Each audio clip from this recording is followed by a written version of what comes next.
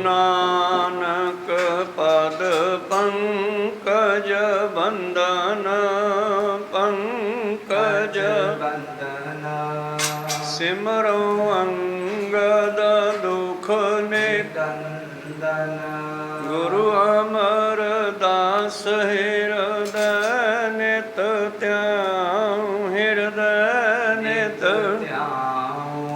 श्री गुरु रामदास गुण गुरु अर्जन बिगनन के नाशक बिगनन के नाशक श्री हर गोबिंद सुमत पर श्री हर राय नमो कर जोरी नमो कर जोरी श्री हर कृष्ण मनाऊं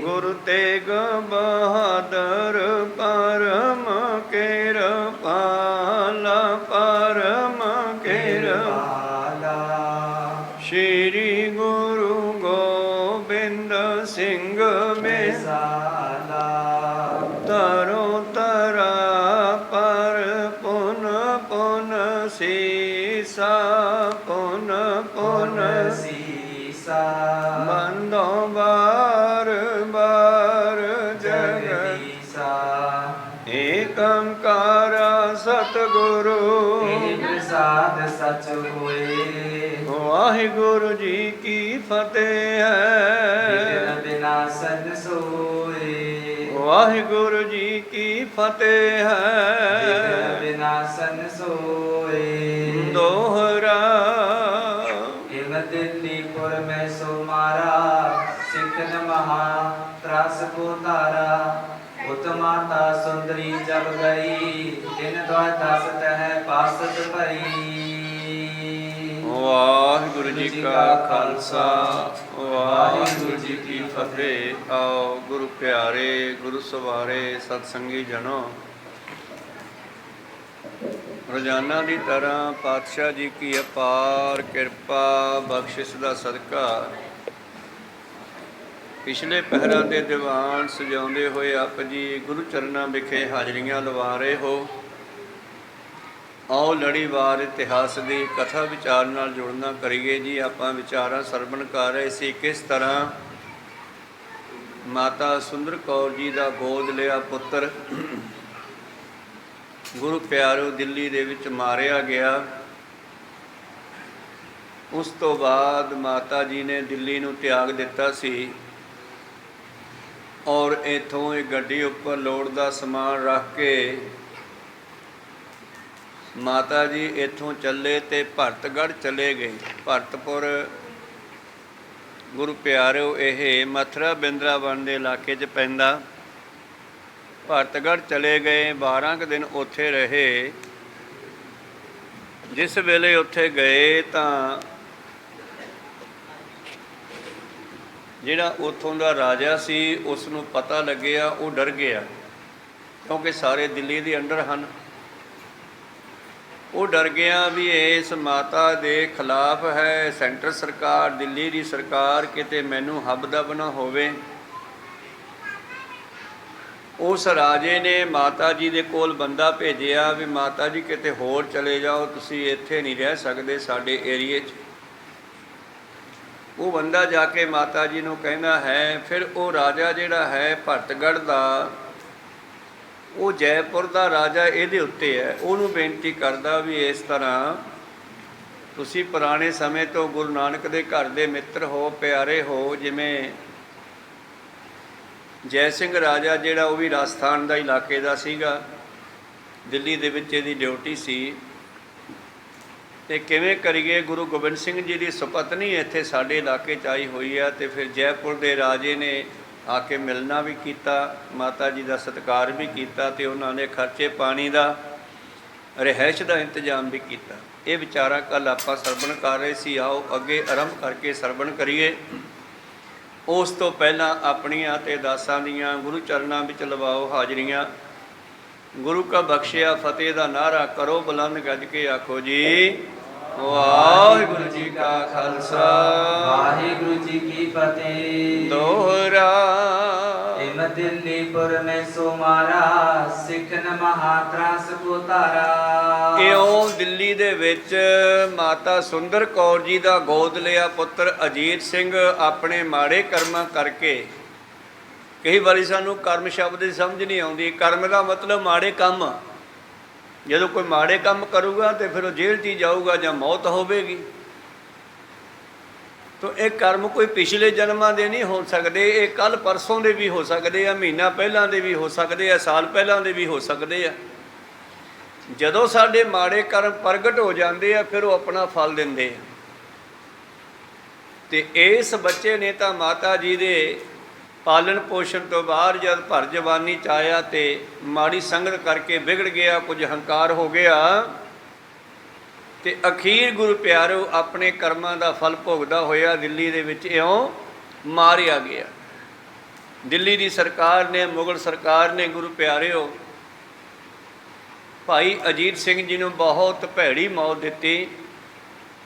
ਇਹ ਅਜੀਤ ਸਿੰਘ ਸਾਹਿਬਜ਼ਾਦਾ ਨਹੀਂ ਹੈ, ਇਹ ਮਾਤਾ ਸੁੰਦਰ ਕੌਰ ਦਾ ਗੋਦ ਲਿਆ ਪੁੱਤਰ ਹੈ। ਜਦੋਂ ਗੁਰੂ ਗੋਬਿੰਦ ਸਿੰਘ ਜੀ ਹਜੂਰ ਸਾਹਿਬ ਨੰਦੇੜ ਸਾਹਿਬ ਨੂੰ ਗਏ ਹੈ ਤੇ ਮਾਤਾ ਜੀ ਨੂੰ ਦਿੱਲੀ ਦੀ ਸੰਗਤ ਨੇ ਰੱਖ ਲਿਆ ਸੀਗਾ। ਉੱਥੇ ਇੱਕ ਨਿੱਕਾ ਜਿਹਾ ਬੱਚਾ ਲੈ ਕੇ ਕੋਈ ਪਰਿਵਾਰ ਬੈਠਾ ਹੈ ਤੇ ਮਾਤਾ ਕਹਿਣ ਲੱਗੀ ਜੀ ਮੈਂ ਤੁਹਾਡੇ ਨਾਲ ਜਾਣਾ ਹੈ। ਪਾਤਸ਼ਾਹ ਕਹਿੰਦੇ ਤੁਸੀਂ ਇੱਥੇ ਰਹੋ, ਅਸੀਂ ਪਤਾ ਨਹੀਂ ਕਿੱਥੇ ਕਿੱਥੇ ਜਾਣਾ ਹੈ ਤੇ ਤੁਸੀਂ ਇੱਥੇ ਸੰਗਤਾਂ ਕੋਲ ਰਹੋ, ਸੰਗਤ ਤੁਹਾਡੀ ਸੇਵਾ ਕਰੇਗੀ। ਤੇ ਮਾਤਾ ਜੀ ਨੇ ਕਿਹਾ ਵੀ ਇਹ ਬੱਚਾ ਮੈਨੂੰ ਦਵਾ ਦਿਓ, ਗੋਦ ਲੈ ਲਓ ਔਰ ਮੈਂ ਇਸ ਦੀ ਪਾਲਣਾ ਪੋਸ਼ਣਾ ਕਰਕੇ ਚਿੱਤ ਲਾ ਲਵਾਂਗੀ। ਪਾਤਸ਼ਾਹ ਨੇ ਬੜਾ ਕਿਹਾ ਸੀਗਾ ਵੀ ਨਹੀਂ ਸੁੰਦਰੀ, ਹੁਣ ਮੋਹ ਮਮਤਾ ਵਿੱਚ ਦੁਬਾਰਾ ਨਾ ਫਸ, ਆਪਣੇ ਸਾਹਿਬਜ਼ਾਦੇ ਸ਼ਹੀਦੀਆਂ ਪਾ ਗਏ, ਤੂੰ ਨਾ ਭਜਨ ਕਰ। ਪਰ ਮਾਤਾ ਜੀ ਨੇ ਜਿੱਦ ਕੀਤੀ, ਹੱਡ ਕੀਤਾ। 5-4 ਵਾਰੀ ਜਦੋਂ ਕਿਹਾ ਤੇ ਉਹ ਸਿੱਖਾਂ ਨੇ ਵੀ ਕਹਿਤਾ ਜੀ ਕੋਈ ਗੱਲ ਨਹੀਂ, ਦੇ ਦਿਓ, ਪਾਲਣਾ ਹੀ ਅਸੀਂ ਪਾਲਣਾ, ਬੱਚਾ ਮਾਤਾ ਪਾਲ ਲੇਗੀ, ਕੋਈ ਗੱਲ ਨਹੀਂ, ਇਹਨਾਂ ਚਿੱਤ ਲੱਗ ਜਾਊਗਾ। ਪਰ ਉਹ ਬੱਚਾ ਵੱਡਾ ਹੋ ਕੇ ਵਿਗੜ ਗਿਆ। ਮਾਤਾ ਜੀ ਨੇ ਉਹਦਾ ਨਾਮ ਵੀ ਅਜੀਤ ਸਿੰਘ ਰੱਖ ਲਿਆ ਸੀਗਾ। ਉਹਦੀ ਸ਼ਾਦੀ ਵੀ ਕਰ ਦਿੱਤੀ ਸੀ। ਉਹਦੇ ਇੱਕ ਪੁੱਤਰ ਵੀ ਹੱਠੀ ਸਿੰਘ ਹੋਇਆ ਹੈ, ਜਿਸ ਦੀ ਕਥਾ ਵਾਰਤਾ ਅੱਗੇ ਆਵੇਗੀ। ਇਉਂ ਦਿੱਲੀ ਦੇ ਵਿੱਚ ਉਹ ਗੋਦ ਲਿਆ ਪੁੱਤਰ, ਪਾਲਕ ਪੁੱਤਰ ਮਾਰਿਆ ਗਿਆ। ਦਿੱਲੀ ਦੇ ਹੋਰ ਸਿੱਖਾਂ ਨੂੰ ਵੀ ਖਤਰਾ ਪੈਦਾ ਹੋ ਗਿਆ ਵੀ ਬੜੀ ਜ਼ਾਲਮ ਸਰਕਾਰ ਹੈ, ਕਿਸ ਤਰ੍ਹਾਂ ਦੁੱਖ ਦੇ ਕੇ ਉਸ ਪਾਲਕ ਪੁੱਤਰ ਨੂੰ ਮਾਰਨਾ ਕੀਤਾ ਹੈ ਜੀ। ਭਾਈ ਨਰੇਸ਼ਰ ਕੋ ਸੁਧ ਤਾਹਾ ਗੁਰ ਪਤਨੀ ਪਹੁੰਚੀ ਪੁਰ ਇਹਾ। ਔਰ ਮਾਤਾ ਜੀ ਦਿੱਲੀ ਛੱਡ ਕੇ ਭਰਤਗੜ੍ਹ ਮਥੁਰਾ ਬਿੰਦਰਾਵਨ ਦੇ ਇਲਾਕੇ 'ਚ ਪੈਂਦਾ ਹੈ, ਉੱਥੇ ਚਲੇ ਜਾਂਦੇ ਹਨ। ਸ਼ਾਹੋ ਸੰਗ ਕੁਛ ਬਿਗੜੀ ਬਾਤ ਪਾਲਕ ਪਛਾਤੀ ਕਿਆ ਘਾਤ।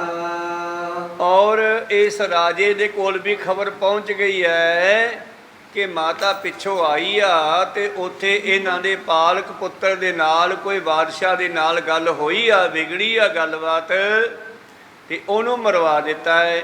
ਤੇ ਕਿਤੇ ਦਿੱਲੀ ਦਾ ਰਾਜਾ ਇਸ ਮਾਤਾ ਨੂੰ ਇੱਥੇ ਰਹਿਣ ਕਰਕੇ ਸਾਡੇ ਤੇ ਹੱਬਦਬ ਨਾ ਕਰੇ। ਡਰਿਓ ਮੋੜ ਨਿਜ ਮਨੁਜ ਪਠਾਇਓ ਮਾਤ ਸੁੰਦਰੀ ਕੇ ਡਿਗ ਆਇਓ। ਔਰ ਉਸ ਨੇ ਡਰਦੇ ਹੋਏ ਨੇ ਆਪਣੇ ਬੰਦੇ ਭੇਜੇ, ਕਹਿੰਦੇ ਜਾ ਕੇ ਮਾਤਾ ਸੁੰਦਰੀ ਨੂੰ ਕਹੋ ਹਾਥ ਜੋਰ ਤਬ ਬਾਤ ਸੁਨਾਈ ਕਰੋ ਨਾ ਆਪਨ ਬਾਸ ਇਸ ਥਾਈ। ਇਸ ਤਰ੍ਹਾਂ ਗੁਰੂ ਪਿਆਰਿਓ ਉਸ ਨੇ ਆ ਕੇ ਬੇਨਤੀ ਕੀਤੀ, ਮਾਤਾ ਜੀ ਤੁਸੀਂ ਇੱਥੇ ਨਾ ਰਹੋ ਜੀ। ਸਾਹੋ ਕੇ ਸੰਗ ਬਿਗਾੜ ਤੁਹਾਰਾ ਸੁਨ ਭੂਪਤ ਨੇ ਤਰਾਸ ਵਿਚਾਰਾ। ਤੁਹਾਡੀ ਦਿੱਲੀ ਦੇ ਰਾਜੇ ਨਾਲ ਵਿਗੜ ਗਈ ਹੈ, ਤੁਹਾਡਾ ਪਾਲਕ ਪੁੱਤਰ ਉਹਨਾਂ ਨੇ ਮਾਰ ਦਿੱਤਾ ਹੈ, ਤੁਸੀਂ ਉੱਥੋਂ ਦਿੱਲੀ ਤੋਂ ਇੱਥੇ ਆ ਗਏ, ਇੱਥੇ ਕਿਤੇ ਸਾਡੇ ਨਾਲ ਵੀ ਨਾ ਵਿਗੜ ਜਾਵੇ, ਸਾਨੂੰ ਡਰ ਲੱਗਦਾ ਹੈ। ਅਪਰ ਸਥਾਨ ਬਾਸ ਕੋ ਕਰੀ ਹੈ ਨਿਜ ਵਸਤੂ ਨੇ ਅਪਰ ਸਿਧਰੀ ਹੈ। ਤੁਸੀਂ ਆਪਣਾ ਸਮਾਨ ਜਿਹੜਾ ਹੈ ਲੈ ਕਰਕੇ, ਗੱਡਾ ਲੈ ਕਰਕੇ ਕਿਤੇ ਹੋਰ ਚਲੇ ਜਾਓ। ਸੁਨ ਮਾਤਾ ਮਨ ਚਿੰਤ ਉਪਾਈ ਚਲ ਬੇਹਿਤ ਤਿਆਰੀ ਕਰਵਾਈ। ਔਰ ਮਾਤਾ ਜੀ ਦੇ ਮਨ ਵਿੱਚ ਬੜੀ ਚਿੰਤਾ ਪੈਦਾ ਹੋ ਗਈ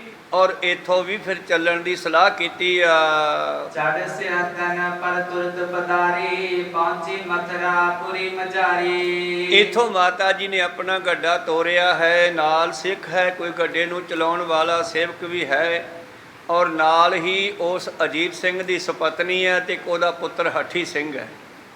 ਇਹ ਸਾਰੇ ਗੱਡੇ ਤੇ ਬੈਠ ਕਰਕੇ ਚੱਲ ਪਏ ਮਥੁਰਾ ਵੱਲ। ਜਮਨਾ ਤੀਰ ਕਰਿਓ ਨਿਜ ਡੇਰਾ, ਤੈ ਪਰ ਪਾਲਕ ਸੁਨ ਤਿਸ ਬੀਰਾ। ਜਮਨਾ ਦੇ ਇੱਕ ਸਾਈਡ ਤੋਂ ਗੁਰੂ ਪਿਆਰਿਓ, ਮਥੁਰਾ ਦੇ ਇੱਕ ਸਾਈਡ ਤੇ ਜਮਨਾ ਨਦੀ ਵਗਦੀ ਹੈ ਤੇ ਮਾਤਾ ਨੇ ਜਾ ਕਰਕੇ ਜਮਨਾ ਦੇ ਕਿਨਾਰੇ ਟਿਕਾਣਾ ਕੀਤਾ, ਗੱਡਾ ਰੋਕਿਆ।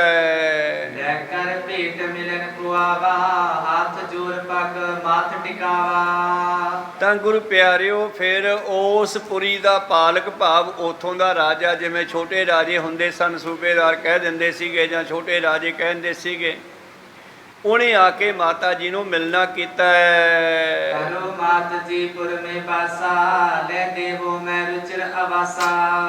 ਔਰ ਉਸ ਨੇ ਮਾਤਾ ਜੀ ਦਾ ਸਤਿਕਾਰ ਕੀਤਾ, ਕਹਿਣ ਲੱਗੇ ਕੋਈ ਨਹੀਂ ਮਾਤਾ ਜੀ, ਇਹ ਦੁੱਖ ਸੁੱਖ ਤਾਂ ਆਉਂਦੇ ਰਹਿੰਦੇ ਆ, ਤੁਸੀਂ ਸਾਡੇ ਨਗਰ ਵਿੱਚ ਰਿਹਾਇਸ਼ ਕਰ ਲਓ। ਜੈਪੁਰ ਕੀ ਰਾਜੀ ਤੁਮ ਦਾਸ, ਪਠਵੋ ਖਬਰ ਚਿਪ ਤਿਨ ਪਾਸ।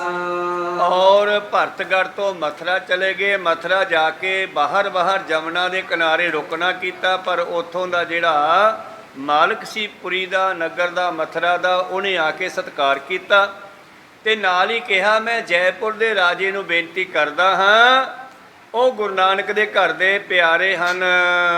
ਸਕਲ ਭਾਰਤ ਕੋ ਦੇਹ ਗੁਜ਼ਾਰਾ, ਸਮਾ ਪਿਤਾ ਹੋ ਬੈਠ ਸੁਖਾਰਾ। ਕੋਈ ਨਹੀਂ, ਆਪਣਾ ਰਹਿੰਦਾ ਸਮਾਂ ਸੁੱਖ ਨਾਲ ਇਸ ਮਥੁਰਾ ਵਿੱਚ ਬਤੀਤ ਕਰ ਲਓ। ਰਾਜਾ ਜੈਪੁਰ ਦਾ ਜਿਹੜਾ ਹੈ ਉਹ ਜ਼ਰੂਰ ਤੁਹਾਡੀ ਮਦਦ ਕਰੇਗਾ।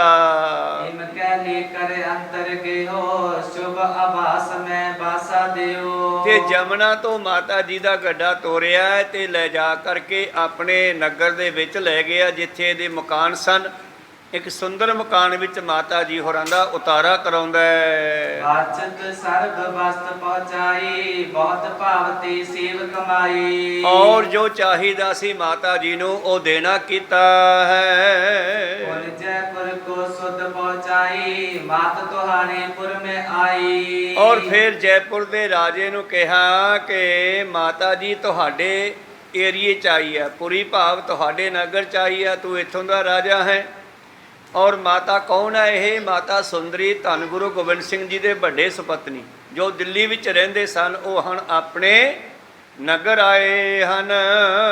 ਸੁਨ ਕਰ ਤਿਨੋ ਗ੍ਰਾਮ ਦੋਇ ਦੀਏ, ਲਿਖ ਕਰ ਪਟੀ ਪਠਾਵਨ ਕੀਏ। ਤੇ ਰਾਜੇ ਨੇ ਉਸੇ ਵੇਲੇ 2 ਪਿੰਡਾਂ ਦਾ ਹਾਲਾ ਮਾਮਲਾ, 2 ਪਿੰਡਾਂ ਦੀ ਜਿਹੜੀ ਆਮਦਨ ਹੈ ਉਹ ਮਾਤਾ ਜੀ ਦੇ ਨਾਂ ਲਗਵਾ ਦਿੱਤੀ ਹੈ। ਅਪਰਤ ਗੀਤ ਕਰੀ ਬਹੁ ਭਾਂਤੀ, ਸੇਵਾ ਕਰੋ ਮਾਤ ਦਿਨ ਰਾਤੀ। ਔਰ ਮਥੁਰਾ ਦੇ ਇਸ ਮਾਲਕ ਨੂੰ, ਜੋ ਮਥੁਰਾ ਦਾ ਮੁਖੀ ਹੈ, ਉਸ ਨੂੰ ਹੋਰ ਵੀ ਤਾਕੀਦ ਹੁਕਮ ਦਿੱਤਾ ਬਈ ਕਿਸੇ ਤਰ੍ਹਾਂ ਦੀ ਦਿੱਕਤ ਨਾ ਆਵੇ, ਮਾਤਾ ਦੀ ਸੇਵਾ ਸੰਭਾਲ ਕਰੋ ਤੇ ਆਹ 2 ਪਿੰਡਾਂ ਦੀ ਆਮਦਨ ਇਹਨਾਂ ਨੂੰ ਦੇ ਦਿਆ ਕਰੋ।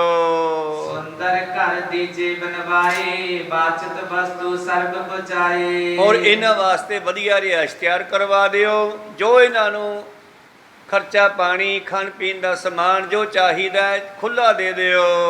ਔਰ ਬਾਲਕ ਡਿਗ ਪਠਿਓ ਸੁ ਆਇਓ, ਸਭ ਮਾਤਾ ਕੀ ਪਾਸ ਸੁਨਾਇਓ। ਔਰ ਇਸ ਮੁਖੀ ਨੇ, ਨਗਰ ਨਿਵਾਸੀ ਨੇ ਮਾਤਾ ਜੀ ਨੂੰ ਸਾਰੀ ਕਹਾਣੀ ਦੱਸੀ ਆ ਕੇ। ਮਥੁਰਾ ਨਿਕਟ ਦੇ 2 ਗ੍ਰਾਮੋ, ਸਦਨ ਬਨਾਏ ਦੀਨ ਅਬਿਰਾਮੋ। ਮਾਤਾ ਜੀ ਰਾਜੇ ਜੈਪੁਰ ਦੇ ਰਾਜੇ ਨੇ ਆਪ ਜੀ ਦੇ ਨਾਂ ਆਮਦਨ ਖਰਚੇ ਦਾ ਇੰਤਜ਼ਾਮ ਕਰਤਾ ਹੈ, 2 ਪਿੰਡਾਂ ਦਾ ਪਟਾ ਲਿਖ ਦਿੱਤਾ ਹੈ। ਉਹਨਾਂ 2 ਪਿੰਡਾਂ ਦਾ ਜੋ ਹਾਲਾ ਮਾਮਲਾ ਉਹ ਆਪ ਜੀ ਨੂੰ ਮਿਲੇਗਾ, ਖਰਚਾ ਪਾਣੀ ਮਿਲੇਗਾ। ਔਰ ਉਸ ਨੇ ਆਪ ਜੀ ਨੂੰ ਇੱਥੇ ਰਹਿਣ ਦੇ ਲਈ ਸੁੰਦਰ ਘਰ ਬਣਾਉਣ ਦੀ ਤਾਕੀਦ ਹੁਕਮ ਵੀ ਕੀਤਾ ਹੈ ਜੀ। ਅਬ ਲਗ ਮਥੁਰਾ ਮੈਂ ਸੋ ਹਵੇਲੀ, ਦਰਸੀ ਤਹਾ ਖਰੀ ਸੋ ਅਕੇਲੀ। ਔਰ ਜਿਸ ਹਵੇਲੀ ਨੂੰ ਤਿਆਰ ਕੀਤਾ ਸੀ, ਜਿਸ ਮਕਾਨ ਨੂੰ ਤਿਆਰ ਕੀਤਾ ਸੀ, ਭਾਈ ਸਾਹਿਬ ਲਿਖਦੇ ਹਨ, ਸੰਤੋਖ ਸਿੰਘ ਕਵੀ, ਕਿਉਂਕਿ ਕਵੀ ਜੀ ਨੇ ਕਈ ਥਾਵਾਂ ਤੇ ਜਾ ਕੇ ਵੀ ਉਹ ਨਿਸ਼ਾਨੀਆਂ ਦੇਖੀਆਂ ਇਤਿਹਾਸ ਦੀਆਂ, ਇਤਿਹਾਸ ਲਿਖਦੇ ਹੋਏ।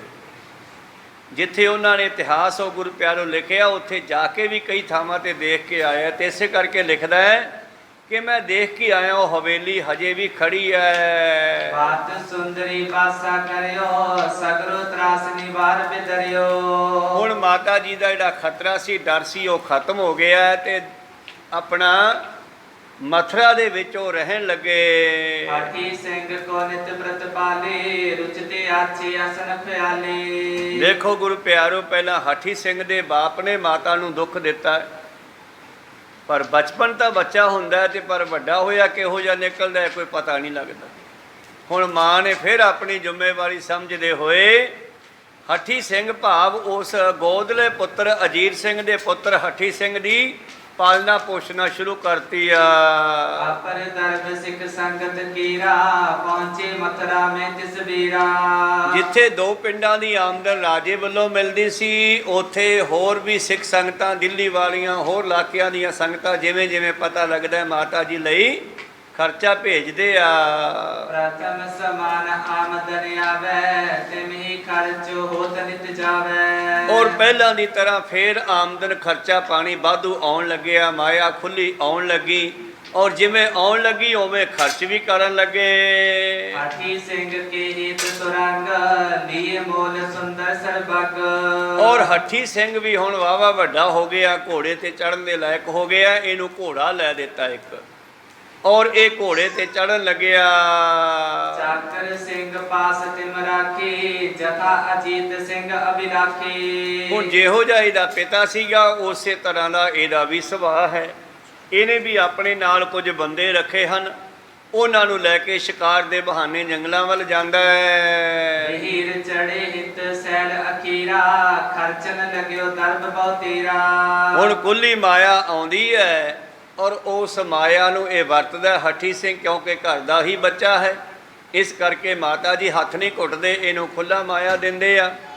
ਉਸ ਮਾਇਆ ਨੂੰ ਇਹ ਖੁੱਲੀ ਖਰਚਣ ਲੱਗਿਆ, ਔਰ ਨਾਲੇ ਸੈਲ ਭਾਵ ਸੈਰ ਸਪਾਟਾ, ਸ਼ਿਕਾਰ ਖੇਡਣਾ, ਜੰਗਲਾਂ ਵੱਲ ਜਾਂਦਾ ਘੋੜੇ ਤੇ ਚੜ੍ਹ ਕੇ। ਇਤ ਕੇ ਸੰਗ ਸਭ ਕਛੂ ਬਨਾਇਓ ਮਾਤਾ ਹੀਰ ਹੀਰ ਸੁਖ ਪਾਇਓ। ਜਿਹੋ ਜਿਹਾ ਸੁਭਾਅ, ਜਿਹੋ ਜੀ ਐਸ਼ੋ ਇਸ਼ਰ ਦੇ ਬਾਪ ਅਜੀਤ ਸਿੰਘ ਨੇ ਕੀਤੀ ਆ, ਉਹੇ ਜਿਹਾ ਹੀ ਸੁਭਾਅ ਇਹਦਾ ਹੈ। ਉਸੇ ਤਰ੍ਹਾਂ ਇਹ ਵੀ ਰਹਿਣ ਲੱਗਿਆ। ਕਰਿਓ ਦੇਹੋਰਾ ਗੁਰੂ ਨਾਮ ਕੋ ਹੁਕਮ ਪਿਓ ਜਬ ਗੁਰੂ ਦਰਸ਼ਨ ਕੋ। ਤਾਂ ਦੱਖਣ ਜਾਣ ਤੋਂ ਪਹਿਲਾਂ ਜਦ ਗੁਰੂ ਜੀ ਦਿੱਲੀ ਆਏ ਸਨ ਤਾਂ ਨੌਵੇਂ ਗੁਰੂ ਜੀ ਦੇ ਸੀਸ ਦੇਣ ਵਾਲੇ ਸਥਾਨ ਤੇ ਸਤਿਗੁਰਾਂ ਨੇ ਦੋਹਰਾ ਕਹਿੰਦੇ ਆ ਮੰਦਿਰ ਭਾਵ ਗੁਰੂ ਘਰ, ਜਦੋਂ ਨੌਵੇਂ ਪਾਤਸ਼ਾਹ ਜੀ ਨੂੰ ਸ਼ਹੀਦ ਕਰ ਦਿੱਤਾ ਸੀਗਾ, ਜਿੱਥੇ ਗੁਰਦੁਆਰਾ ਸੀਸ ਮਹਿਲ ਸਾਹਿਬ ਹੈ, ਇੱਥੇ ਉਹਨਾਂ ਨੂੰ ਸ਼ਹੀਦ ਕੀਤਾ ਗਿਆ ਸੀਗਾ। ਔਰ ਲੱਖੀ ਸ਼ਾਹ ਬਣਜਾਰਾ ਜਿਹੜਾ ਹੈ ਉਹ ਧੜ ਲੈ ਗਿਆ ਸੀਗਾ, ਤੇ ਸੀਸ ਸਤਿਗੁਰਾਂ ਦਾ ਭਾਈ ਜੈਤਾ ਜੀ ਰੰਗਲੇਟਾ ਗੁਰੂ ਕਾ ਬੇਟਾ ਉਹ ਲੈ ਕਰਕੇ ਅਨੰਦਪੁਰ ਸਾਹਿਬ ਆ ਗਿਆ ਸੀ। ਲੱਖੀ ਸ਼ਾਹ ਬਣਜਾਰੇ ਨੇ ਜਿਹੜਾ ਕਿ ਮੱਖਣ ਸ਼ਾਹ ਲਵਾਣੇ ਦੀ ਹੀ ਵੰਸ਼ ਵਿੱਚੋਂ ਹੈ, ਅੱਗੇ ਚੱਲੇ। ਇਸ ਲੱਖੀ ਸ਼ਾਹ ਨੇ ਗੁਰੂ ਪਿਆਰਿਓ ਸੰਸਕਾਰ ਕਰਤਾ, ਆਪਣੇ ਘਰ ਦੇ ਵਿੱਚ ਲਿਜਾ ਕੇ ਘਰ ਨੂੰ ਅੱਗ ਲਾਤੀ। ਸਮਾਂ ਹੀ ਐਸਾ ਸੀਗਾ, ਸਰਕਾਰ ਤੋਂ ਬੜੀ ਜਲਦੀ ਦੇ ਨਾਲ ਸਰੀਰ ਦੀ ਸੰਭਾਲ ਕਰਨ ਦੀ ਇੱਛਾ ਸੀਗੀ। ਕਦੋਂ ਅਲੱਗ ਚਿਖਾ ਬਣੀ, ਕਦੋਂ ਸੰਸਕਾਰ ਕੀਤਾ, ਕਿਤੇ ਮਗਰ ਸਿਪਾਹੀ ਨਾ ਆ ਕੇ ਫੜ ਲੈਣ, ਇਸ ਕਰਕੇ ਨੇ ਆਪਣੇ ਘਰ ਦੇ ਵਿੱਚ ਰੱਖ ਕੇ, ਉੱਥੇ ਬਣਜਾਰਿਆਂ ਦੇ ਘਰ ਹੀ ਹੁੰਦੇ ਸਾਰੇ, ਜਿੱਥੇ ਗੁਰਦੁਆਰਾ ਸਾਹਿਬ ਰਕਾਬਗੰਜ ਹੈ ਉਹ ਸਾਰਾ ਹੀ ਇਲਾਕਾ ਬਣਜਾਰਿਆਂ ਦੇ ਘਰ ਹੁੰਦੇ ਸਨ। ਇਹ ਮੁਖੀ ਸੀ ਬਣਜਾਰਿਆਂ ਦਾ, ਇਹਦੇ ਕੋਲੇ 100 ਗੱਡਾ ਸੀ। ਅੱਜ ਕੱਲ੍ਹ ਟਰੱਕ ਚੱਲਦੇ ਆ ਜਿਵੇਂ ਲੋਕਾਂ ਦੇ, ਉਦੋਂ ਗੱਡਿਆਂ ਦਾ ਰਿਵਾਜ ਹੁੰਦਾ ਸੀ, ਤੇ 100 ਹੀ ਇਹਦੇ ਕੋਲੇ ਮੁਲਾਜ਼ਮ ਸੀਗਾ ਗੱਡਿਆਂ ਨੂੰ ਚਲਾਉਣ ਵਾਲਾ, ਤੇ ਉਹ ਸਾਰੇ ਮੁਲਾਜ਼ਮ ਇਹਦਾ ਸਾਥ ਦਿੰਦੇ ਸੀਗੇ। ਇਸ ਕਰਕੇ ਉਸ ਨੇ ਪੈਰ ਮਲਿਆ ਸੀਸਗੰਜ ਸਾਹਿਬ ਦੇ ਕੋਲ, ਜਿੱਥੇ ਸ਼ਹੀਦ ਕੀਤਾ ਪਾਤਸ਼ਾਹ ਜੀ ਨੂੰ। ਗੱਡੇ 2 ਮਿੰਟ ਰੋਕੇ ਆ, ਕਿਲ੍ਹਾ ਲਾਲ ਕਿਲ੍ਹੇ 'ਚੋਂ ਮੁੜ ਕੇ ਆਏ ਨੇ ਗੱਡੇ। ਇਹਨੂੰ ਪਤਾ ਲੱਗਿਆ ਕਿ ਉੱਥੇ ਆ ਘਟਨਾ ਹੋ ਗਈ ਆ, ਔਰ ਪਤਾ ਲੱਗਿਆ ਤੇ ਉਸੇ ਵੇਲੇ ਉਸਨੇ ਉਸ ਸਰੀਰ ਨੂੰ ਉੱਥੋਂ ਉਠਾਉਣ ਦੀ ਸਲਾਹ ਕੀਤੀ ਆਪਣੇ ਸਾਥੀਆਂ ਨਾਲ। ਤਾਂ ਉੱਥੇ ਇਹਨਾਂ ਨੇ ਇੱਕਦਮ ਗੁਰੂ ਪਿਆਰਿਓ ਉੱਥੇ ਗੱਡੇ ਰੋਕੇ, ਔਰ ਤੁਰੰਤ ਹੀ ਇਹਦੇ ਬੰਦਿਆਂ ਨੇ ਸੀਸ ਆਪਣਾ ਸਰੀਰ ਨੂੰ ਧੜ ਨੂੰ ਗੱਡੇ ਵਿੱਚ ਰੱਖਿਆ ਤੇ ਘਰੇ ਲੈ ਗਏ, ਤੇ ਘਰੇ ਲਿਜਾ ਕੇ ਆਪਣੇ ਘਰ ਦੇ ਵਿੱਚ ਹੀ ਜੋ ਲੱਕੜ ਬਾਲਣ, ਜੋ ਮੰਜਾ ਪੀੜੀ ਪਿਆ ਸੀ, ਸਭ ਕੁਝ ਇਕੱਠਾ ਕਰਕੇ ਆਪਣੇ ਘਰ ਨੂੰ ਅੱਗ ਲਾ ਦਿੱਤੀ। ਕਹੋ ਸਤਨਾਮ। ਉਹਦੇ ਵਿੱਚ ਹੀ ਸੰਸਕਾਰ ਹੋ ਗਿਆ। ਇੱਧਰ ਸੰਸਕਾਰ ਹੋ ਰਿਹਾ, ਉੱਧਰੋਂ ਪਿੱਛੇ ਪੁਲਿਸ ਪਹੁੰਚ ਗਈ, ਔਰੰਗੇ ਦੀ ਇਹਦੇ ਬੰਦੇ ਪਹੁੰਚ ਗਏ ਵੀ ਧੜ ਕਿੱਧਰ ਗਿਆ। ਜਦੋਂ ਗੱਡੇ ਟੱਪ ਕੇ ਕਹਿੰਦੇ ਉਦੋਂ ਬਾਅਦ ਧੜ ਲੱਭਿਆ। ਕਾਰਨ ਕੀ ਸੀਗਾ ਕਿ ਗੱਡੇ ਚੂਨਾ ਭਾਵ ਕਲੀ ਸਿੱਟ ਕੇ ਆਏ ਸੀ ਲਾਲ ਕਿਲ੍ਹੇ 'ਚ, ਤੇ ਧੂੜ ਵੱਡੀ ਉੱਡੀ ਗੱਡਿਆਂ ਵਿੱਚ ਡੁੱਲੀ ਹੋਈ ਚੂਨੇ ਦੀ, ਉਹ ਨੱਕ ਨੂੰ ਚੜ੍ਹਦੀ ਸੀ, ਤੇ ਸਿਪਾਹੀ ਪਾਸੇ ਹਟ ਗਏ। ਗੱਡੇ ਟੱਪਣ ਲੱਗੇ ਜਦੋਂ, ਤੇ ਉਸੇ ਹੀ ਚੱਕਰ ਦੇ ਵਿੱਚ ਉਹ ਧੜ ਨੂੰ ਲੈ ਗਏ। ਜੋ ਥੋੜਾ ਹਨੇਰੀ ਜੀ ਧੂੜ ਜੀ ਰੁਕੀ ਤੇ ਮਗਰੋਂ ਵੇਖਦੇ ਆ ਧੜ ਵੀ ਹੈ ਨਹੀਂ। ਪਹਿਲਾਂ ਸੀਸ ਲੈ ਗਿਆ ਕੋਈ, ਹੁਣ ਧੜ ਵੀ ਲੈ ਗਿਆ ਕੋਈ। ਮਗਰ ਭੱਜੇ, ਗੱਡਿਆਂ ਵੱਲ ਤਾਂ ਨਹੀਂ ਲੈ ਗਏ। ਜਦੋਂ ਗੱਡਿਆਂ ਵਾਲੇ ਦੇ ਮਗਰ ਰਕਾਬਗੰਜ ਕੋਲ ਗਏ, ਉਹਨਾਂ ਨੂੰ ਵੀ ਪਤਾ ਲੱਗ ਗਿਆ ਵੀ ਮਗਰ ਆ ਕੇ ਛਾਣਬੀਨ ਕਰਨ। ਅੰਦਰ ਤਾਂ ਗੁਰੂ ਪਿਆਰਿਓ ਅੱਗ ਮੱਚ ਰਹੀ ਹੈ, ਸੰਸਕਾਰ ਹੋ ਰਹੇ ਆ ਪਵਿੱਤਰ ਧੜ ਦਾ, ਪਰ ਬਾਹਰੋਂ ਇਹ ਬਹਾਨਾ ਜਿਹਾ ਬਣਾ ਕੇ ਬਾਲਟੀਆਂ ਨਾਲ ਪਾਣੀ ਪਾਉਣ ਲੱਗ ਪਏ। ਉਹ ਕਹਿੰਦੇ ਇੱਥੇ ਘਰ ਨੂੰ ਅੱਗ ਲੱਗੀ ਪਈ ਆ, ਚਲੋ ਮੁੜ ਚੱਲੋ, ਇੱਥੇ ਕਿੱਥੇ ਆ। ਉਹ ਵੇਖ ਕੇ ਮੁੜ ਗਏ। ਖੈਰ ਉਹ ਜਗ੍ਹਾ ਦੇ 10ਵੇਂ ਪਾਤਸ਼ਾਹ ਜੀ ਆਏ, ਔਰ 10ਵੇਂ ਪਾਤਸ਼ਾਹ ਜੀ ਦੇ ਕਹਿਣ ਦੱਸਦੇ ਆ ਜਦੋਂ ਇੱਥੋਂ ਤੁਰਨ ਲੱਗੇ ਤੇ ਇਹਨਾਂ ਦੇ ਘੋੜੇ ਦੀ ਇੱਕ ਰਕਾਬ ਟੁੱਟ ਗਈ ਤੇ ਘੋੜਾ ਖੜ ਗਿਆ ਤੇ ਪਾਸੋਂ ਖੜ ਗਏ। ਫਿਰ ਇੱਥੇ ਪਤਾ ਕੀਤਾ ਵੀ ਇਹ ਕਿਹੜਾ ਇਲਾਕਾ ਹੈ। ਫਿਰ ਦੱਸਿਆ ਸਿੱਖਾਂ ਨੇ ਬਈ ਇਹ ਉਹ ਥਾਂ ਹੈ ਜਿੱਥੇ ਤੁਹਾਡੇ ਪਿਤਾ ਗੁਰੂ ਤੇਗ ਬਹਾਦਰ ਜੀ ਦੇ ਧੜ ਦਾ ਸੰਸਕਾਰ ਹੋਇਆ। ਅੱਛਾ, ਉਹ ਕਿਹੜੀ ਜਗ੍ਹਾ? ਉਸ ਵੇਲੇ ਉਹਨਾਂ ਲੱਖੀ ਸ਼ਾਹ ਬੰਜਾਰੇ ਦੇ ਮਿੱਤਰਾਂ ਨੇ ਉਹ ਸਾਰੀ ਸਵਾਹ ਇਕੱਠੀ ਕਰਕੇ ਘੜਿਆਂ 'ਚ ਪਾ ਕੇ ਉੱਥੇ ਧਰਤੀ 'ਚ ਨੱਪਤੀ ਸੀਗੀ। ਉਦੋਂ ਮੁਗਲਾਂ ਦਾ ਰਾਜ ਸੀਗਾ। ਹੌਲੀ ਹੌਲੀ ਔਰੰਗਜ਼ੇਬ ਖਤਮ ਹੋ ਗਿਆ, ਬਹਾਦਰ ਸ਼ਾਹ ਦਾ ਰਾਜ ਸੀਗਾ। ਚਲੋ ਬਹਾਦਰ ਸ਼ਾਹ ਦਾ ਮੇਲ ਮਿਲਾਪ ਹੋ ਗਿਆ ਪਾਤਸ਼ਾਹ ਦੇ ਨਾਲ। ਫਿਰ ਪਾਤਸ਼ਾਹ ਨੇ ਸਿੱਖਾਂ ਨੂੰ ਕਿਹਾ ਕਿ ਇੱਥੇ ਨਿਸ਼ਾਨੀ ਬਣਾਓ 9ਵੇਂ ਪਾਤਸ਼ਾਹ ਜੀ ਦੀ। ਦੋਨਾਂ ਥਾਵਾਂ 'ਤੇ ਬਣੇ, ਉੱਥੇ ਸ਼ਹੀਦੀ ਦੀ ਨਿਸ਼ਾਨੀ ਤੇ ਇੱਥੇ ਸੰਸਕਾਰ ਦੀ ਨਿਸ਼ਾਨੀ ਬਣਾਉਣੀ ਕਰੋ। ਉੱਥੇ ਰਕਾਬਗੰਜ ਗੁਰਦੁਆਰਾ ਬਣਿਆ, ਇੱਧਰ ਸ਼ੀਸ਼ ਮਹਿਲ ਬਣਿਆ, ਸ਼ੀਸ਼ਗੰਜ ਬਣਿਆ। ਤਾਂ ਹੁਣ ਕੀ ਹੋਇਆ ਗੁਰੂ ਪਿਆਰਿਓ, ਪਹਿਲਾਂ ਸਿੱਖਾਂ ਨੇ ਉੱਥੇ ਥੋੜੀ ਜਿਹੀ ਨਿਸ਼ਾਨੀ ਤੌਰ ਤੇ ਦੇਹੁਰਾ ਮੰਦਿਰ ਛੋਟਾ ਸਥਾਨ ਬਣਾਇਆ ਸੀਗਾ। ਸਿੱਖ ਸੰਗਤ ਬਹੁ ਦਰਬ ਲਗਾਇਓ, ਉੱਚੋ ਮੰਡਪ ਚਾਰ ਸੁਹਾਇਓ। ਬੜਾ ਸੁੰਦਰ ਸਥਾਨ ਬਣਾ ਦਿੱਤਾ ਸੀਗਾ 9ਵੇਂ ਪਾਤਸ਼ਾਹ ਜੀ ਨਿਸ਼ਾਨੀ ਰੂਪ ਚ। ਕੀਸ਼ਰ ਕੀ ਆਇਸ ਪਾਏ, ਛੀਨ ਬੇਨਵੇ ਲੀਨ ਸੁਥਾਏ। ਔਰ ਹੁਣ ਕੀ ਹੋਇਆ ਜਦੋਂ ਇਹ ਘਟਨਾ ਘਟ ਗਈ, ਉਹ ਮਾਰ ਦਿੱਤਾ ਅਜੀਤ ਸਿੰਘ ਜਿਸ ਨੇ ਬੇਨਵਿਆਂ ਦਾ ਗੁਰੂ ਮਾਰਿਆ, ਸਾਧ ਮਾਰਿਆ। ਹੁਣ ਉਹਨਾਂ ਨੂੰ ਨਿਉਂ ਦੇਣ ਵਾਸਤੇ ਇਸ ਮੌਕੇ ਦੇ ਰਾਜੇ ਨੇ, ਦਿੱਲੀ ਦੇ ਰਾਜੇ ਨੇ ਬੇਨਵਿਆਂ ਨੂੰ, ਉਹਨਾਂ ਸਾਧਾਂ ਨੂੰ ਉਹ ਥਾਂ ਦਿੱਤਾ। ਸੋ ਸਭ ਢਾਈ ਮਸੀਤ ਚਿਨਾਈ, ਆਪਣੋ ਦਰ ਬਨਾਏ ਸਮਦਾਈ। ਉਹਨਾਂ ਨੇ ਉਹ ਨਿਸ਼ਾਨੀ ਜਿਹੜੀ ਸਿੱਖਾਂ ਨੇ ਬਣਾਈ ਸੀ 9ਵੇਂ ਪਾਤਸ਼ਾਹ ਜੀ ਦੇ ਸ਼ਹੀਦੀ ਦੀ, ਉੱਥੇ ਬੇਨਵਿਆਂ ਨੇ ਆਪਣਾ ਅਸਥਾਨ ਬਣਾ ਲਿਆ, ਮਸੀਤ ਬਣਾ ਲਈ ਹੈ, ਢਾਹ ਦਿੱਤੇ ਹਨ ਉਸ ਅਸਥਾਨ ਨੂੰ। ਹੋਰਾ ਪ੍ਰਤਪਾਲਕ ਹੈ ਪੁੱਤਰ ਸਮ, ਕਰੇ ਸਨੇ ਵਿਸਾਲ। ਕਰਿਓ ਬਾਸ ਮਥੁਰਾ ਵਿਖੇ, ਸ਼ਾਂਤ ਰਿਤੇ ਚਿਰਕਾਲ। ਤੇ ਇਹਨਾਂ ਨੇ ਦੁਬਾਰੇ ਉਸ ਨੂੰ ਢਾਹ ਕੇ ਮਸੀਤ ਬਣਾ ਲਈ। ਫਿਰ ਸਮਾਂ ਆਇਆ ਸਿੰਘਾਂ ਦਾ, ਰਾਜਾ ਰਣਜੀਤ ਸਿੰਘ ਜੀ ਦਾ ਸਮਾਂ ਆਇਆ। ਫਿਰ ਉਹਨਾਂ ਨੇ ਹਜੂਰ ਸਾਹਿਬ ਤੋਂ ਸ਼ੁਰੂ ਕਰਕੇ ਜਿੱਥੇ ਜਿੱਥੇ ਵੀ ਇਤਿਹਾਸੀ ਸਥਾਨ ਸਨ ਉੱਥੇ ਗੁਰਦੁਆਰੇ ਬਣਵਾਉਣੇ ਸ਼ੁਰੂ ਕੀਤੇ, ਔਰ ਉਹਨਾਂ ਦੇ ਨਾਂ ਖਰਚੇ ਵਾਸਤੇ ਜ਼ਮੀਨਾਂ ਵੀ ਲਵਾਈਆਂ, ਆਮਦਨ ਵੀ ਲਵਾਈ। ਖੈਰ ਉਹ ਕਥਾ ਅੱਗੇ ਆਵੇਗੀ। ਤਾਂ ਹੁਣ ਇੱਧਰ ਕੀ ਹੋਇਆ ਗੁਰੂ ਪਿਆਰਿਓ, ਮਾਤਾ ਸੁੰਦਰੀ ਜੀ ਉਸੇ ਤਰ੍ਹਾਂ ਪੁੱਤਰ ਮੋਹ ਦੇ ਵਿੱਚ ਹੁਣ ਪੋਤਰੇ ਨੂੰ ਪਾਲਣ ਲੱਗੇ ਆ। ਚਾਹੇ ਗੋਦ ਹੀ ਲਿਆ ਹੈ, ਪਰ ਗੋਦ ਲਏ ਪੁੱਤਰ ਦਾ ਇਹ ਪੁੱਤਰ ਹੈ, ਇਹਨੂੰ ਵੀ ਉਸੇ ਤਰ੍ਹਾਂ ਬੜੇ ਪਿਆਰ ਨਾਲ ਪਾਲਦੀ ਹੈ, ਬੜੇ ਮੋਹ ਨਾਲ ਪਾਲਦੀ ਹੈ। ਮਾਪੇ ਕਮਾਪੇ ਨਹੀਂ ਹੁੰਦੇ, ਪੁੱਤਰ ਕਪੁੱਤਰ ਹੋ ਜਾਂਦੇ ਆ। ਮਾਂ ਫਿਰ ਉਸ ਦੇ ਪੁੱਤਰ ਹਠੀ ਸਿੰਘ ਦੀ ਸੇਵਾ ਸੰਭਾਲ ਕਰਦੇ ਹਨ। ਚੌਪਈ ਬੜੀ ਆਰਬਲ ਭੋਗਨ ਕਰੀ, ਬ੍ਰਿਧ ਦੇ ਹੋਈ ਜਰਜਰੀ। ਔਰ ਹੁਣ ਮਾਤਾ ਸੁੰਦਰੀ ਜੀ ਦੀ ਕਾਫੀ ਵੱਡੀ ਉਮਰ ਹੋ ਗਈ ਹੈ, ਸਰੀਰ ਜਿਹੜਾ ਜਰਜਰੀ ਭਾਵ ਬੁੱਢਾ ਹੋ ਗਿਆ, ਕਮਜ਼ੋਰੀ ਆ ਗਈ ਆ। ਇੱਕ ਦਿਨ ਮਾਂ ਨੇ ਸਲਾਹ ਕੀਤੀ ਹੈ, ਦਿੱਲੀ ਆਦ ਸੰਗਤਾਂ ਬ੍ਰਿਦੰ, ਦੇ ਤੋ ਪਾਇਨ ਭਾਵ ਬਿਰੰਦਨ। ਹੁਣ ਦਿੱਲੀ ਦੀਆਂ ਸੰਗਤਾਂ ਜਿਹੜੀਆਂ ਮਥੁਰਾ ਜਾ ਕੇ ਖਰਚਾ ਦੇ ਆਉਂਦੀਆਂ ਮਾਤਾ ਜੀ ਨੂੰ। ਪੂਜੇ ਮਾਤ ਸੁੰਦਰੀ ਦਰਸ ਹੈ, ਗੁਰ ਗਹਿਨ ਕਹਿ ਮਹਿਮਾ ਹਰਸ਼ ਹੈ। ਹੁਣ ਗੁਰੂ ਗਹਿਨ ਭਾਵ ਗੁਰੂ ਦੀ ਸੁਪਤਨੀ ਹੈ, ਇਸ ਕਰਕੇ ਸਾਡੇ ਕੋਲੇ ਇੱਕੋ ਇੱਕ ਨਿਸ਼ਾਨੀ ਹੁਣ ਮਾਤਾ ਸੁੰਦਰੀ ਰਹਿ ਗਈ ਹੈ। ਗੁਰੂ ਨਾਨਕ ਦੇ ਘਰ ਦੀ 10ਵੇਂ ਪਾਤਸ਼ਾਹ ਜੀ ਦੇ ਸੁਪਤਨੀ ਹਨ, ਇਸ ਕਰਕੇ ਸਿੱਖ ਸੰਗਤਾਂ ਮਾਤਾ ਸੁੰਦਰੀ ਦੀ ਬੜੀ ਸੇਵਾ ਅਰਚਨਾ ਕਰਦੇ ਹੈ, ਗੁਰੂ ਵਾਂਗੂ ਸਤਿਕਾਰ ਦਿੰਦੇ ਹਨ। ਹੋਤ ਸਕੇ ਜਨ ਧਨ ਸਮਦਾਇਆ, ਦੂਰ ਦੂਰ ਤੇ ਆਵਤ ਮਾਇਆ। ਹੁਣ ਗੁਰੂ ਪਿਆਰਿਓ ਬਹੁਤ ਮਾਇਆ ਮਾਤਾ ਸੁੰਦਰੀ ਦੇ ਕੋਲ ਉਸ ਦੇ ਘਰ ਵਿੱਚ ਆਉਣ ਲੱਗੇ। ਹਠੀ ਸਿੰਘ ਖਰਚੇ ਰਖਾਏ ਪਹਿਰੇ ਜੀਵਨ ਰਤਨ ਚਰਾਏ। ਔਰ ਹਠੀ ਸਿੰਘ ਵੀ ਉਸੇ ਤਰ੍ਹਾਂ ਬੜੀ ਐਸ਼ ਕਰਨ ਲੱਗਿਆ ਉਸ ਮਾਇਆ ਦੇ ਨਾਲ। ਚੰਗਾ ਖਾਂਦਾ ਹੈ, ਚੰਗਾ ਖਰਚਾ ਕਰਦਾ ਹੈ, ਚੰਗੇ ਵਧੀਆ ਵਸਤਰ ਬਣਾਉਂਦਾ ਹੈ, ਹੀਰੇ ਜਵਾਹਰਾਤ ਲਵਾ ਲੈਂਦਾ ਉੱਤੇ। ਕੋਸ਼ਿਸ਼ ਬਹੁਤ ਅਮੋਲ ਕੀ ਫਬੈ ਮਾਨੇ ਸਿੱਖ ਸੰਗਤ ਮਿਲ ਸਬੈ। ਔਰ ਇਹ ਤਿਆਰ ਪਰ ਤਿਆਰ ਹੋ ਕੇ ਘੋੜੇ ਤੇ ਚੜ੍ਹਦਾ ਹੈ, ਸ਼ਿਕਾਰ ਖੇਡਣ ਜਾਂਦਾ ਹੈ, ਨਾਲ ਬੰਦੇ ਵੀ ਰੱਖੇ ਹੈ। ਸਿੱਖ ਸੰਗਤਾਂ ਵੀ ਸਤਿਕਾਰ ਕਰਦੀਆਂ, ਇਹਦੇ ਬਾਪੂ ਦੀ ਗਲਤੀ ਹੈ, ਚੱਲ ਬੱਚੇ ਦੀ ਕੀ ਗਲਤੀ ਹੈ ਯਾਰ।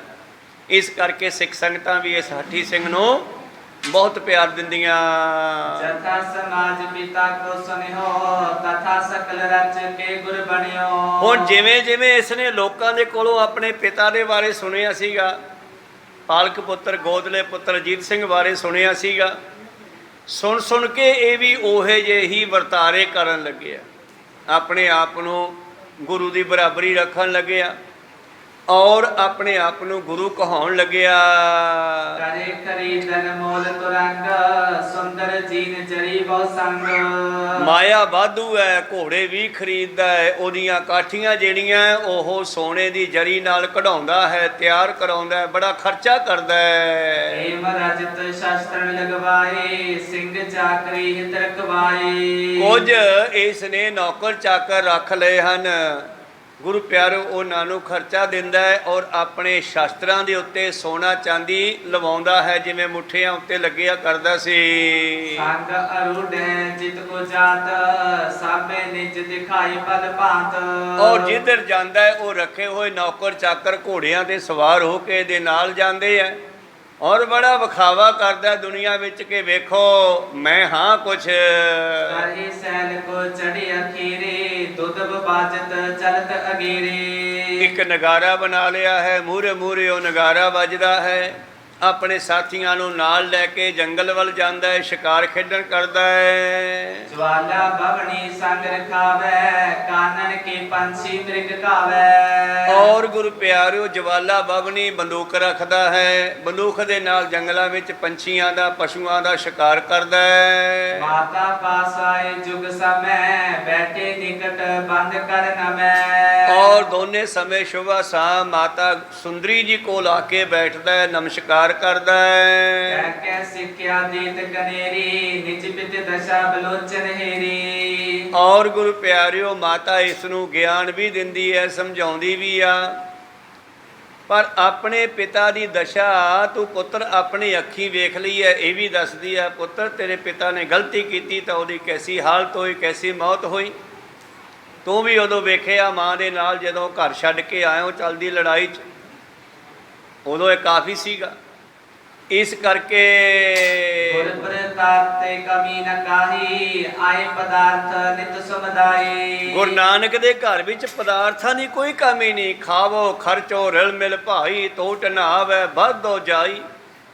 ਇਹ ਖਜ਼ਾਨਾ ਜਿੱਥੇ ਇੱਧਰ ਲੰਗਰ ਦਾ ਖਜ਼ਾਨਾ ਹੈ, ਖਾਣ ਪੀਣ ਦਾ ਖਜ਼ਾਨਾ ਹੈ, ਉੱਥੇ ਦੂਸਰਾ ਖਜ਼ਾਨਾ ਸਾਡੇ ਕੋਲ ਗੁਰਬਾਣੀ ਦਾ ਵੀ ਹੈ। ਇਸ ਗੁਰਬਾਣੀ ਨੂੰ ਹੀ ਗੁਰੂ ਅਰਜਨ ਦੇਵ ਮਹਾਰਾਜ ਜੀ ਨੇ ਜਦੋਂ ਪੋਥੀ ਸਾਹਿਬਾਨ ਲੈ ਕੇ ਆਂਦੇ ਗੋਇੰਦਵਾਲ ਸਾਹਿਬ ਤੋਂ ਸ੍ਰੀ ਅੰਮ੍ਰਿਤਸਰ ਸਾਹਿਬ, ਜੋ ਬੀਬੀ ਰਜਨੀ ਦੇ ਬੇਰੀ ਦੇ ਕੋਲ, ਹੁਣ ਤਾਂ ਬੀਬੀਆਂ ਦਾ ਪੋਣਾ ਬਣ ਗਿਆ, ਪੋਣੇ ਨਾਲ ਅਗਲੇ ਪਾਸੇ ਥੜਾ ਬਣਿਆ ਹੋਇਆ, ਜਿੱਥੇ ਬਾਬਾ ਬੁੱਢਾ ਜੀ ਉਧਰ ਬੇਰੀ ਕੋਲ ਬੈਠਦੇ ਸਨ ਤੇ ਇੱਧਰ ਗੁਰੂ ਅਰਜਨ ਦੇਵ ਜੀ ਬੈਠ ਕੇ ਸੇਵਾਕਾਰ ਸੇਵਾ ਦੇਖਦੇ ਸਨ। ਤੇ ਲਿਆ ਕਰਕੇ ਉਹ ਪੋਥੀ ਸਾਹਿਬਾਨ ਦਾ ਮੰਜੀ ਸਾਹਿਬ ਇੱਥੇ ਵਿਰਾਜਮਾਨ ਕੀਤਾ ਪਾਲਕੀ।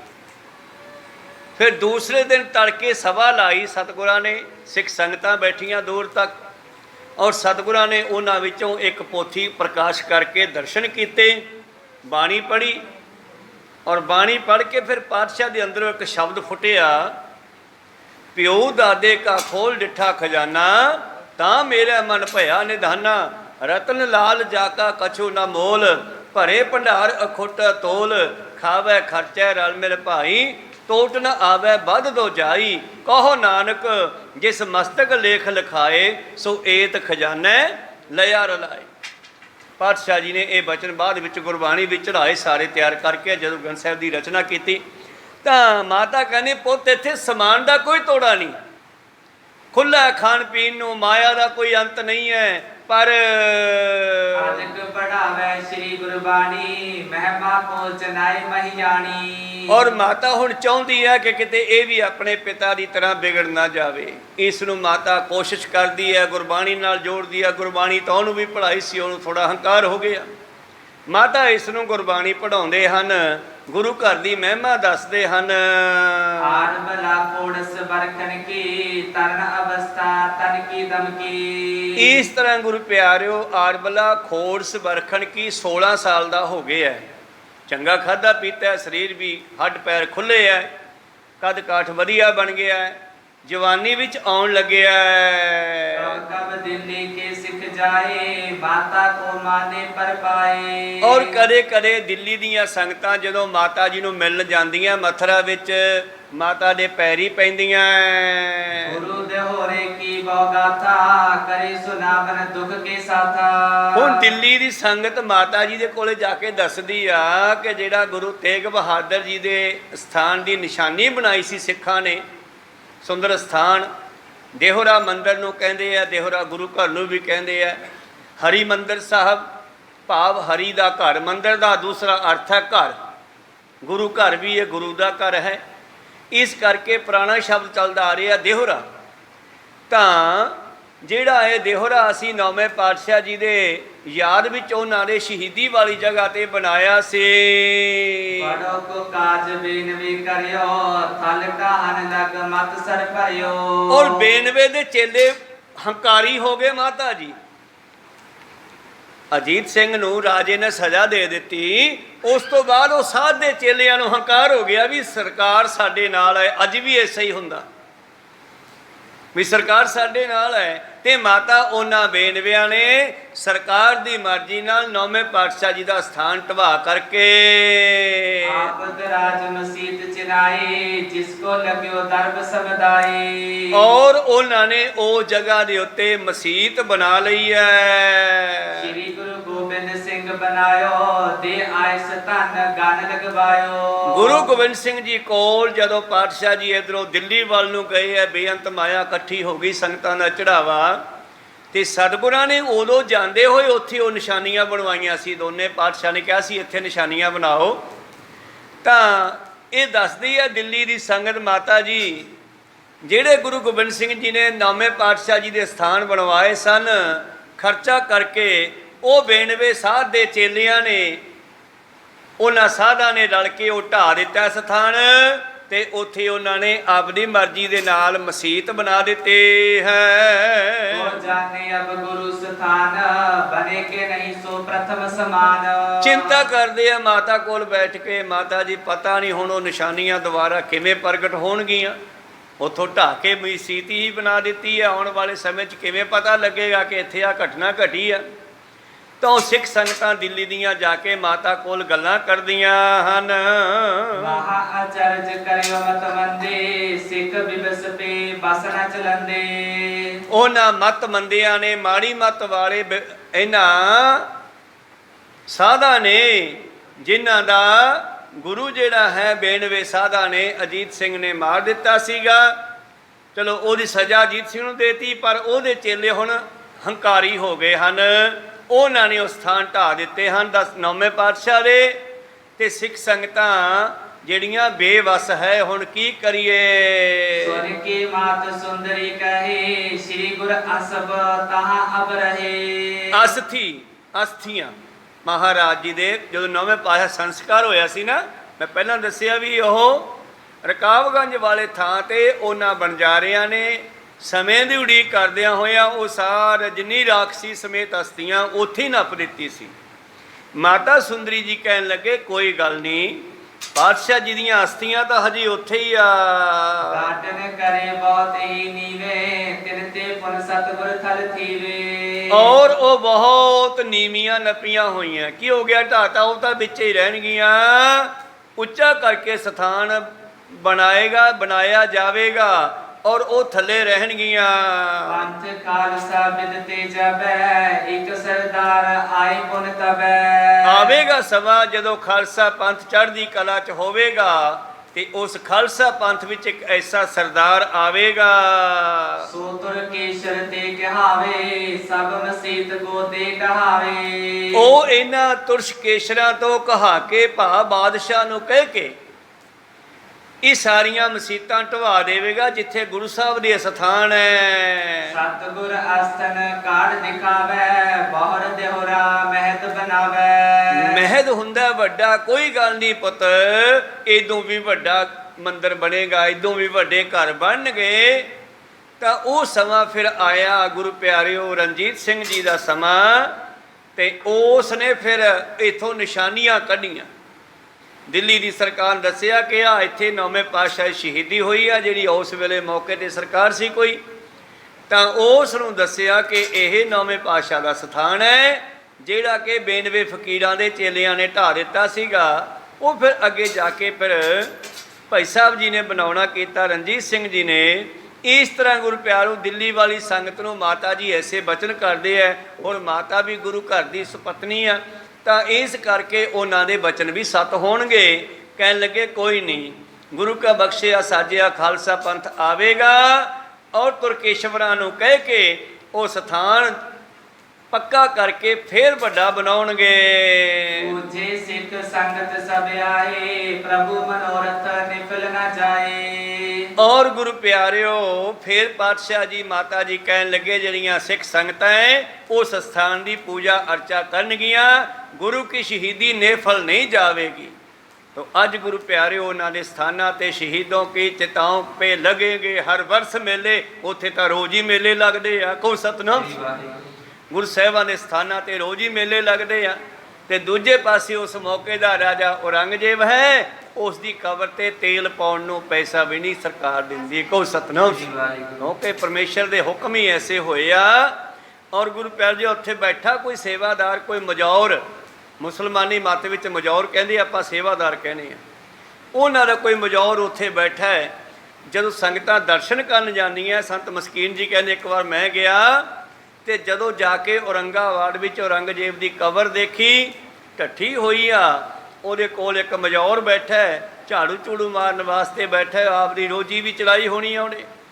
और मस्कीन जी नूं कहन लग्या जी थोड़े पैसे दे के जाओ। कादे वास्ते? कहन लग्या जी औरंगजेब दी जिहड़ी है कबर, ਇਹਦੇ ਦੀਵੇ 'ਚ ਤੇਲ ਪਾਉਣਾ ਹੁੰਦਾ ਹੈ। ਕਹਿੰਦਾ ਵੇਖ ਇਹਦੇ ਦੀਵੇ 'ਚ ਤੇਲ ਨਾ ਪਾਈ ਮੇਰੇ ਪੈਸਿਆਂ ਦਾ, ਤੂੰ ਰੋਟੀ ਖਾ ਸਕਦਾ ਇਹਨਾਂ ਨਾਲ। ਕਹੋ ਸਤਨਾਮ।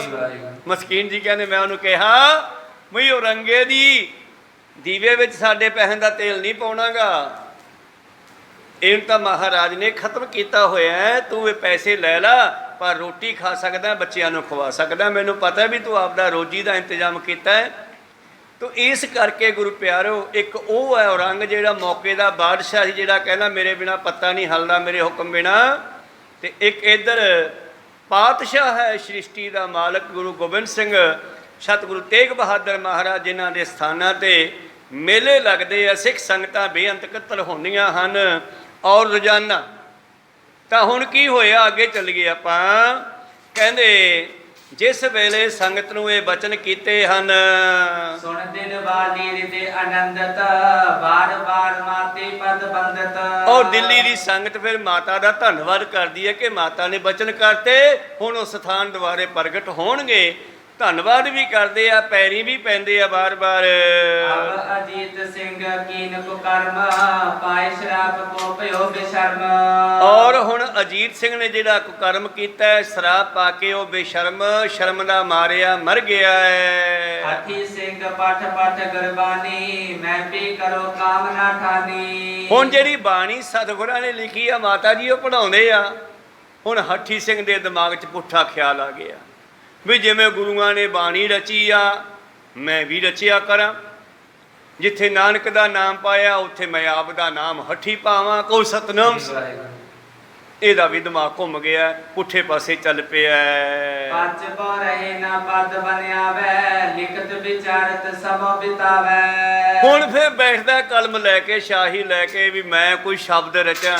ਪਰ ਇਹ ਬਾਣੀ ਮਹਾਂਪੁਰਖ ਕੀ ਨਿਜਕਰ ਪਾਸਾ ਵਾਸਾ ਹੋਏ, ਬਾਣੀ ਬਿਰਲੋ ਵਿਚਾਰ ਸੀ ਜੇ ਕੋ ਗੁਰਮੁਖ ਹੋਏ। ਇਹ ਤਾਂ ਗੁਰੂ ਚੌਥੇ ਪਾਤਸ਼ਾਹ ਜੀ ਦੇ ਪੁੱਤਰ ਪ੍ਰਿਥੀ ਚੰਦ ਨੂੰ ਹੀ ਆਉੜੀ। ਇੱਕੋ ਹੀ ਸ਼ਬਦ ਉਚਾਰਨਾ ਸੀਗਾ, ਸ਼ਬਦ ਹਜ਼ਾਰਿਆਂ ਦਾ ਚੌਥਾ ਪਰਾ। ਤਾਂ ਗੁਰੂ ਰਾਮਦਾਸ ਪਾਤਸ਼ਾਹ ਕਹਿੰਦੇ ਮੈਂ ਹੁਣੇ ਹੀ ਗੱਦੀ ਦਾ ਇੰਤਜ਼ਾਮ ਕਰਨਾ, ਮੈਂ ਅੱਗੇ ਗੱਦੀ ਦੇਣੀ ਆ। ਸੰਗਤ ਬੈਠੀ ਆ, ਬਾਬਾ ਬੁੱਢਾ ਜੀ ਵਰਗੇ ਸਿਆਣੇ ਸਿੱਖ ਬੈਠੇ ਆ, ਅਰਜਨ ਦੇਵ ਬੈਠਾ, ਪ੍ਰਿਥੀ ਚੰਦ ਬੈਠਾ, ਮਹਾਦੇਵ ਬੈਠਾ ਹੈ। ਮਹਾਦੇਵ ਤਾਂ ਸਾਧੂ ਬਿਰਤੀ ਦਾ ਬੰਦਾ ਲੈ, ਪ੍ਰਿਥੀ ਚੰਦ ਜੇ ਤੂੰ ਗੱਦੀ ਲੈਣੀ ਹੈ ਇਹਨਾਂ ਤਿੰਨਾਂ ਚਿੱਠੀਆਂ ਦੇ ਨਾਲ ਦਾ ਚੌਥਾ ਸ਼ਬਦ ਬਣਾ ਕੇ ਦੇ। ਤੈਨੂੰ ਖੁੱਲਾ ਟਾਈਮ ਦਿੱਤਾ, ਸ਼ਬਦ ਉਚਾਰ। ਜੇ 4 ਪਦਿਆਂ ਦਾ ਸ਼ਬਦ ਹੋਣਾ ਚਾਹੀਦਾ ਪਰ 3 ਹੀ ਬਣੇ ਆ। ਤਾਂ ਪ੍ਰਿਥੀ ਚੰਦ ਨੂੰ ਚੌਥਾ ਪਦਾ ਨਹੀਂ ਉਚਾਰਨ ਹੋਇਆ ਸੀ। ਸ਼ਬਦ ਹਜ਼ਾਰਿਆਂ ਦਾ ਜਿਹੜਾ ਪਹਿਲਾ ਸ਼ਬਦ ਹੈ ਨਾ, ਉਸ ਦੀ ਗੱਲ ਕਰਦਾ ਮੈਂ। ਤਾਂ ਗੁਰੂ ਪਿਆਰਿਓ, ਫਿਰ ਅਰਜਨ ਦੇ ਮਹਾਰਾਜ ਨੇ ਕਿਹਾ ਪੁੱਤਰ ਫਿਰ ਤੂੰ ਉਚਾਰ। ਤੇ ਉਹਨਾਂ ਨੇ ਤੁਰੰਤ ਹੀ ਸੁਣਾ ਦਿੱਤਾ, ਭਾਗ ਹੋਆ ਗੁਰ ਸੰਤ ਮਿਲਾਇਆ, ਪ੍ਰਭ ਅਬਨਾਸੀ ਘਰ ਮੈਂ ਪਾਇਆ, ਸੇਵ ਕਰੀ ਪਲ ਚਸਾ ਨ ਵਿਛੜਾ, ਜਨ ਨਾਨਕ ਦਾਸ ਤੁਮਹਾਰੇ ਜੀਓ, ਹੋਂ ਘੋਲੀ ਜੀਓ ਘੋਲ ਘੁਮਾਈ, ਜਨ ਨਾਨਕ ਦਾਸ ਤੁਮਹਾਰੇ ਜੀਓ। ਇਹ ਕੀ ਸੋਚਦਾ, ਕੀ ਕਰਦਾ, ਇਹ ਆਪਾਂ ਅਗਲੇ ਦੀਵਾਨਾਂ ਵਿੱਚ ਸਰਵਣ ਕਰਾਂਗੇ। ਹੁਣ ਸਮਾਂ ਸਮਾਪਤੀ ਤੇ ਆ। ਹਠੀ ਸਿੰਘ ਪਠ ਪਠ ਗੁਰਬਾਣੀ, ਮੈਂ ਵੀ ਕਰੋ ਕਾਮ ਨਾ ਠਾਣੀ, ਪਚਬੋ ਰਹੇ ਨ ਪਦ ਬਣ ਆਵੇ, ਲਿਖਤ ਵਿਚਾਰਤ ਸਮੋ ਬਿਤਾਵੇ। ਸਮਾਂ ਭਾਵ ਲੱਗਦਾ ਹੈ, ਲਿਖਦਾ ਹੈ ਪਰ ਗੱਲ ਨਹੀਂ ਬਣਦੀ। ਕੀ ਬਣਦੀ ਆ ਇਹ ਆਪਾਂ ਅੱਗੇ ਸਰਵਣ ਕਰਾਂਗੇ। ਇੱਥੇ ਰੋਕਣ ਦੀ ਆਗਿਆ ਬਖਸ਼। ਬੋਲਦਿਆਂ ਨੇ ਇੱਕ ਆਖਰ ਬਾਅਦ ਘੱਟ ਹੋ ਜਾਂਦੇ। ਸਿੱਖ ਸੰਗਤਾਂ ਦੇ ਸਤਿਗੁਰੂ ਬਖਸ਼ਣ ਜੋਗ ਹੈ, ਬਖਸ਼ ਲੈਣਾ ਜੀ। ਸਮਾਪਤੀ ਕਰੀਏ। हे अच्युत हे पार ब्रह्म अविनाशी अगनाश, हे पूरन हे सर्व मैं जन गुणतास, हे संगी हे निरंकार, हे निर्गुण सब टेक, हे गोबिंद हे गुण निधान, सदा विवेक, हे अपरंपर हर हरे, हो बनहार, हे संत कै सदा संग, आधार, हे ठाकुर हों दासरो, निर्गुण गुण नहीं कोई, नानक दीजै नाम दान,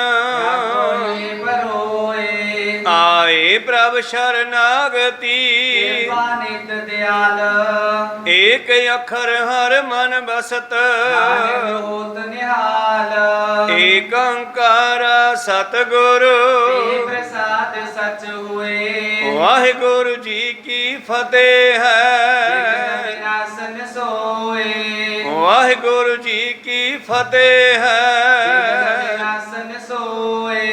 वाहिगुरु जी का खालसा, वाहिगुरु जी की फतेह। बहुत बहुत धन्यवाद ਸਰਬੱਤ ਸੰਗਤਾਂ ਜਿਨ੍ਹਾਂ ਨੇ